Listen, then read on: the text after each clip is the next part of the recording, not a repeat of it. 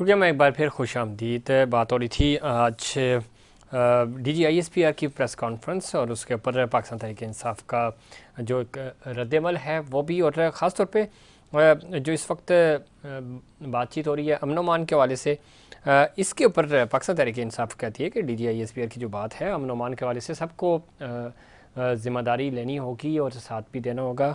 हमें जो बन्नू वाक़े पे ख़ास तौर पे सूबाई हुकूमत के हवाले से तो बैरिस्टर साहब ने कहा कि ये ज़िम्मेदारी सूबाई हुकूमत की बनती है और हमने इसके ऊपर कमीशन भी बनाया है, अभी उस तहकीकात भी हो रही हैं। साथ ही साथ वो कह रहे हैं कि गैर कानूनी तौर पे और ख़ास तौर पे अज़्म इस्तेहकाम ऑपरेशन के हवाले से उन्होंने कहा कि इसके ऊपर पॉलिटिकल पार्टीज़ को एतमाद में लिया जाए ताकि गैर यकीनी की जो सूरत हाल है वो ख़त्म हो सके। आम आवाम में बेचैनी पाई जा रही है। इसके ऊपर मज़ीद बात करेंगे। हमें ज्वाइन किया जनाब बैरिस्टर अली ताहिर साहब ने, सीनियर रहनुमा है पाकिस्तान तहरीक इंसाफ के और सीनियर कानूनदान है। भाई साहब खुश आमदीद कहते हैं आपको शो में। थैंक यू वेरी मच जफीर साहब फॉर हैविंग मी।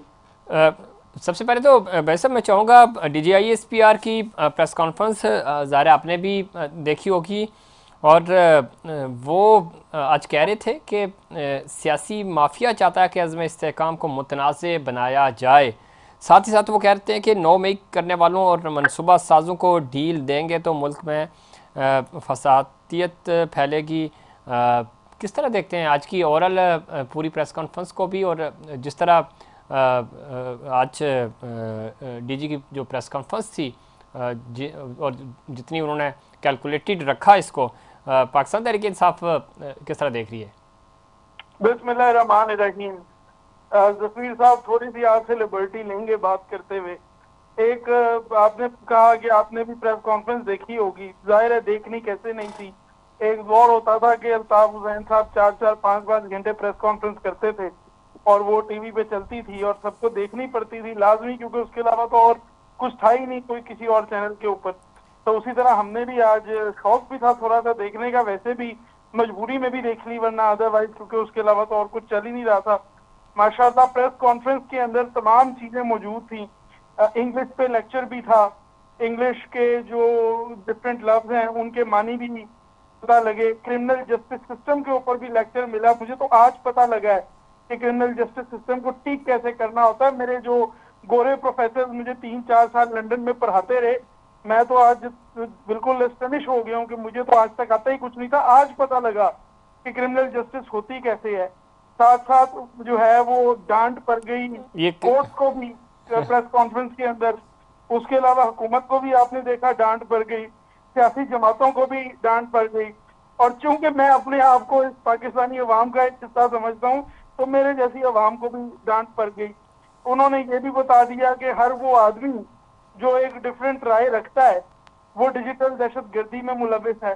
हर वो आदमी जो कहता है कि आइन और कानून के मुताबिक चलें, शायद वो डिजिटल दहशत गर्दी में। फिर ये मुझे नई नई चीजें पता लगी हैं। मैं आइंदा तो जाहिर ख्याल रखूंगा कि तो मुझे ये नहीं पता था कि किसी शख्स पर या किसी इदारे पे तनकीद करने पे दहशत गर्दी का इल्जाम भी आपके ऊपर आ सकता है। वो वैसे अब आपकी बात ठीक है, लेकिन वो कहते हैं कि तज़हीक में और तनकीद में फ़र्क है। वो तो कह रहे हैं तनकीद, इवन बन्नू में जो प्रोटेस्ट हो रहा है ये इनका हक है, आवाम प्रोटेस्ट करें, पूरा प्रोटेस्ट होना चाहिए, लेकिन शोधा की यादगारों को नुकसान पहुंचाना किसी भी, चाहे वो अस्करी हो या सिविलियन इदारा हो, इदारों की तज़हीक, उनका तमस्खर, उनका मजाक उड़ाना, इसकी परमिशन तो नहीं दी जा सकती और किसी भी मुल्क में नहीं दी जा सकती। इसीलिए तो मैं तो यही कहता हूँ कि इस तहजीक की परमिशन ना दी जाए, कि कोर्ट को बताया जाए कि आप अगर कोई केस डिसाइड करेंगे तो इंतशार फैलेगा, आपने ढील नहीं देनी, आपने टाइट करना है वरना इंतशार फैलेगा। ये भी अदालतों की तहजीक है। जब 99 में आपने प्राइम मिनिस्टर हाउस जम कर दिया, वो भी इदारों की तहजीक थी। आज जब एक सियासी जमात के दफ्तर के अंदर से आप मॉनिटर उठाकर ले गए और आपने कहा ये डिजिटल दहशत गर्दी में मुलविस है, ये भी तो ये सियासी तो जमातों की सिविलियन हुकूमत तहजीक है। कर रही है ना, इसमें फौज का क्या किरदार है? ये तो अब आप देखिए नसीर साहब, अगर तो आप चाहते हैं कि मैं उस तरह की जो है वो हम डिस्कशन में इंगेज हों जहां आप भी मासूमाना सवाल पूछें, हम भी मासूमाना जवाब दें, तो हम वो कर लेते हैं। बिल्कुल will pass the ball back to each other. लेकिन असल मामला क्या है, जी जी असल बीच में ईगोज का क्लैश क्या है, ये आप भी जानते हैं, मैं भी जानता हूँ, और आपको देखने वाला हर एक आदमी तो ये जानता है। खत्म कैसे होगा बैरिस्टर साहब, आपने जिक्र कर ही दिया, चले तो जो आपको देख रहे हैं हमारे नाजरीन, तो ये बात खत्म होनी चाहिए ना, आगे बढ़ती जा रही है। आज खान साहब ने एतराफ़ भी किया कि GHQ के सामने एहतजाज की कॉल देने दी थी, पुरअमन एहतजाज की कॉल। तो ये सारी बातें तो हुई हैं माजी में भी। आज इस्लामाबाद से ज़रा आप जो हुकूमत बयान कर रही है इसके ऊपर मैं तो बाद में आऊँगा, पहले तो मैं चाहता हूँ कि इसके ऊपर वो करें कि मामला आगे कैसे बढ़ेंगे फिर। सर, जो गैर सियासी इदारे हैं जी। वो सियासत में हिस्सा ना लें। आप देखें चीजें किस तरह एकदम बेहतरी की तरफ चली जाएंगी। I mean with all due respect to DGISPR Zafir साहब, आपको पता है कि ये पाकिस्तान की फौज के लिए मेरी जान भी हाजिर है। मैं अपनी फौज के दिफा में सबसे पहले खड़ा होने को तैयार हूँ। मैं अपने सीने पे गोली खाने को तैयार हूँ इस फौज की खातिर। ये मेरी फौज है, और इस फौज को जो कमजोर करेगा वो मेरा दुश्मन है। But at the same time मैं DGISPR को विद ड्यू रिस्पेक्ट ये जरूर कहना चाहता हूँ कि आप हमें कॉन्स्टिट्यूशनल लॉ और थ्योरी के ऊपर लेक्चर ना दें। आपका काम ये है कि जो हुकूमत आपको कहती है आपने उसके मुताबिक, आइन और कानून के मुताबिक काम करना है। ठीक है। आप ये बात ना बताइए कि नेशनल एक्शन प्लान क्या होता है। आप ये बात ना बताइए कि भाई इस ऑपरेशन में और उस ऑपरेशन में क्या फर्क है। ये हुकूमत का काम है, ये आपका काम नहीं है। इसीलिए तनकीद हुकूमत में होनी चाहिए, फौज पर नहीं होनी चाहिए। ठीक। लेकिन फौज अगर खुद आकर प्रोजेक्ट के ऊपर ओनरशिप लेती है तो जाहिर है फिर वो तनकीद फौज की तरफ से ये बात तो सही है। अब भाई साहब आगे बढ़ते हैं इसके ऊपर ज़रा बात। हुकूमत ने PTI के खिलाफ रियासत मुखालिफ प्रोपेगेंडा की तहकीकात के लिए JIT तश्कील देने का फ़ैसला कर लिया, और फैसला इस सूरत में हुआ है जो अभी हम पहले भी कह रहे थे कि जो GHQ हमला है, शरपसंद PTI के किन रहनुमाओं से रबते में थे, किन किन रहनुमाओं से वो फ़ोन रिकॉर्ड सब चीज़ें आज मिल गई हैं, तो उसको बुनियाद बनाकर अब ये मामला जो है वो तहकीकात JIT बनेगी। आगे ज़ाहिर है पाबंदी लगाने की बातें पहले ही हो रही थी, तो आप नहीं समझते कि ये इसको जवाब ढूंढा जा रहा था? जी, वो जवाब ही ढूंढा जा रहा है सियासत को कंट्रोल करने का। ये बात तो हमारी आंखों के सामने बिल्कुल क्लियर होके आ गई है। और दिन ब दिन जिसको कहते हैं अपने केस को इम्प्रूव करना, ठीक। अपने केस को इम्प्रूव करने की कोशिश की जा रही है। देखिए जफीर साहब, जरा थोड़ा सा खुल के बात करूंगा। ये अभी तक जो सारा कुछ होता रहा है ये इस वजह से होता रहा है कि आपके पास एक जाहिर चीफ जस्टिस पाकिस्तान जो है वो रिलीफ देने को तैयार नहीं है PTI को या ठीक। उसके एलाइज को।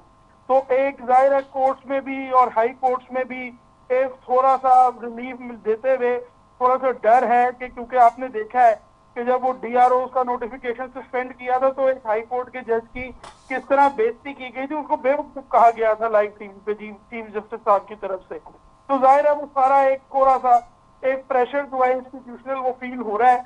लेकिन आप देखिए कि ये प्रेशर आहिस्ता आहिस्ता टूटता जा रहा है। जिस तरह आज जुडिशरी सामने आके खड़ी भी है, मैं उनको सैल्यूट करता हूँ। और 9 मई के जो भी केसेस हैं आप देखिएगा ये अक्टूबर तक की सारी बात है। एक्सटेंशन तो काजी साहब को मिलने नहीं वाली। रिव्यू जो है वो छुट्टियों के बाद लगने का कोई इम्कान है। उस रिव्यू में कोई कामयाबी मिलने नहीं वाली।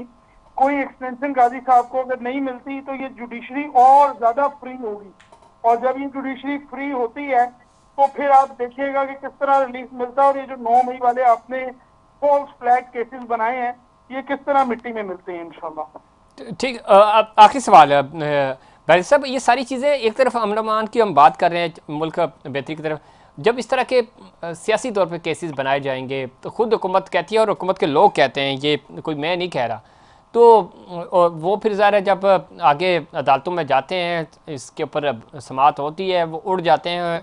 तो ये इस हुकूमत ने माजी से नहीं सीखा, 99 से लेकर अब तक अब ये दोनों जमातें एक दूसरे के खिलाफ केसेस बनाते रही है। अब ज़रा टारगेट आप हैं पाकिस्तान तहरीक इंसाफ, और पाबंदी आप क्या समझते हैं कि ये सारे जवाज़, हालांकि जितने भी पॉलिटिकल और सेंसिबल लीडरशिप है किसी भी पार्टी की, वो सारे ये कह रहे हैं कि पाबंदी तो कोई हल नहीं है, किसी ने कोई जुर्म किया तो किसी एक फ़र्द ने किया उसको सज़ा दें, लेकिन पूरी पॉलिटिकल पार्टी के ऊपर तो ज़ाहिर पाबंदी होनी ही नहीं चाहिए। ये सारी चीज़ें पाकिस्तान तहरीक इंसाफ के फ़ायदे में जा रही हैं, आप समझते हैं? वक्ती तो ज़्यादा प्रेशर ज़रूर होगा लेकिन आने वाले दिनों में देखिए मेरे ख्याल में आज PTI अगर खड़ी है तो वो सिर्फ एक चीज की वजह से खड़ी हुई है, और वो ये है कि जो रेजिस्टेंस उन्होंने दिखाई है उन रियासती इदारों को जो है इन केसेस को इस्तेमाल कर रहे हैं सियासत के लिए और पाकिस्तान की असलिया को भी गंदा कर रहे हैं। अब वो रेजिस्टेंस कहाँ से आई? वो रेजिस्टेंस यहाँ से आई कि वो जो लीडर था जी उसको तकरीबन 1 साल होने वाला है जेल के अंदर, 5 अगस्त को पूरा 1 साल हो जाएगा, मगर वो मूव करने को तैयार नहीं है, वो सरेंडर करने को तैयार नहीं है। आज तक आपने हर सियासी लीडर को सरेंडर करवा लिया। आपने नवाज शरीफ से भी डील करके बाहर भगवा दिया, आसिफ जरदारी से भी, बेनजीर भुट्टो से भी। ये एक ऐसा आदमी सामने अब आ गया है जो बैक ऑफ करने को तैयार नहीं है। तो जाहिर है प्रेशर तो फील होगा ठीक। जफीर साहब, और ये कोशिशें तेज भी होंगी, लेकिन ये कोशिशें किसी तरफ जा नहीं रही क्योंकि वो आदमी खड़ा है। और इंशाअल्लाह ताला अगर वो खड़ा रहा तो ये आप देखेंगे कि पाकिस्तान में जमहूरियत इतनी पक्की हो जाएगी कि एक मिसाल बन जाएगी उन लोगों की जो जमहूरियत के साथ इस मुल्क में खेलने की कोशिश करते हैं। आइंदा कोई देर नहीं करेगा कि जमहूरियत के साथ इस तरह से खेले। बहुत शुक्रिया बैरिस्टर अली इजाज़ साहब प्रोग्राम में वक्त देने के लिए, और बता रहे थे कि ये सारी चीज़ें बर्दाश्त की जाएंगी और जमहूरियत के लिए कुर्बानियाँ दी जा रही हैं और हम स्टैंड करेंगे, स्टैंड लेंगे। इस पे मज़ीद बात करेंगे, पाकिस्तान मुस्लिम लीग नून का पॉइंट ऑफ व्यू भी शामिल करेंगे, लेकिन उससे पहले कमर्शियल ब्रेक।